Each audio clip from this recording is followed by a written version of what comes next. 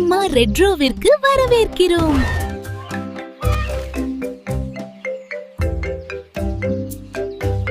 ஒரு நாள் முத்து யானையும் அதன் நண்பன் குருவியும் காட்டில் நடந்து கொண்டிருந்தார்கள். அப்போது குருவி ஒரு பக்கம் பார்த்தது. அங்கு நிறைய மரங்கள் வெட்டப்பட்டு கிடந்தது.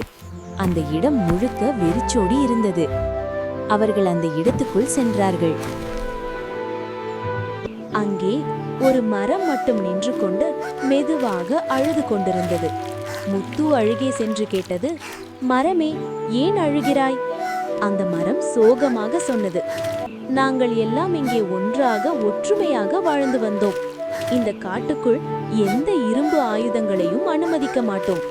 ஏன்னா இரும்பு வந்தால் நாசம்தான் என்பதை நாங்கள் தெரிந்திருந்தோம். ஆனா ஒரு நாள் கைப்பிடி உடைஞ்ச ஒரு கோடாரி இங்க விழுந்தது. அது எங்களை பார்த்து, பயப்படாதீங்க, நான் பலவீனமா இருக்கேன், எனக்கு கைப்பிடி இல்ல, நான் உங்களுக்கு எதுவும் செய்ய மாட்டேன்னு சொன்னது. அதுக்கு மேல, உங்க சின்ன கிளைய கைப்பிடியா கொடுத்தீங்கன்னா நானும் உங்களோட நண்பனா மாறிடுவேன், வேறு யாரும் உங்களை தாக்காம காப்பாத்துவேன்னு சொல்லுச்சு. சில மரங்கள் அதை நம்பிட்டாங்க. நாங்களும் உதவி பண்ணினா நல்லதா மாறிடும்னு நினைச்சோம். அதனால ஒரு கிளைய வெட்டி அந்த கோடாரிக்கு கைப்பிடி செய்து கொடுத்தோம். ஆனா கைப்பிடி கிடைத்ததும் அது மீண்டும் ஒரு வலிமையான ஆயுதமா மாறிவிட்டது. அதோட இயல்பு என்ன? மரங்களை வெட்டுறது தானே. அது ஒவ்வொரு மரமாவே வெட்ட ஆரம்பிச்சது. நாங்க அழுதுகிட்டே கேட்டோம், நாங்களே உனக்கு உதவி பண்ணோம், ஏன் இப்படி செய்யற? அதுக்கு அது சிரிச்சுக்கிட்டே சொன்னது, இது என் இயல்பு, நீங்க தான் யோசிக்காம நம்பினீங்க, அதனால்தான் இப்போ நான் மட்டும் தனியா நின்றிருக்கேன். அதை கேட்ட முத்து யானையும் குருவியும் மிகவும் சோகமடைந்தார்கள். முத்து மெதுவாக சொன்னது, கவலைப்படாதே, இப்போ நாங்க உன்னோட நண்பர்கள்.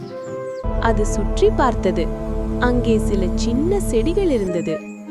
முத்து தன் தும்பிக்கையால் மண்ணை தோண்டி அந்த செடிகளை நட்டது. குருவி மேலே பறந்து தண்ணீர் இருக்கும் இடத்தை பார்த்து காட்டியது. முத்து தண்ணீர் கொண்டு வந்து அந்த செடிகளுக்கு ஊற்றியது. சில நாட்கள் கழித்து அந்த வெறிச்சோடிய இடம் மீண்டும் பச்சையாக மாற ஆரம்பித்தது. புதிய மரங்கள் வளர ஆரம்பித்தன. அந்த மரம் இப்போது மகிழ்ச்சியாக இருந்தது. அது சொன்னது, நன்றி முத்து, நன்றி குருவி, நீங்கள் எனக்கு மீண்டும் குடும்பம் கொடுத்தீர்கள். முத்து சிரித்தது. குருவி சந்தோஷமாக பறந்தது. அந்த நாள் முதல் முத்து மற்றும் குருவி காட்டில் மரங்களை காப்பாற்றும் நண்பர்களாக மாறினார்கள்.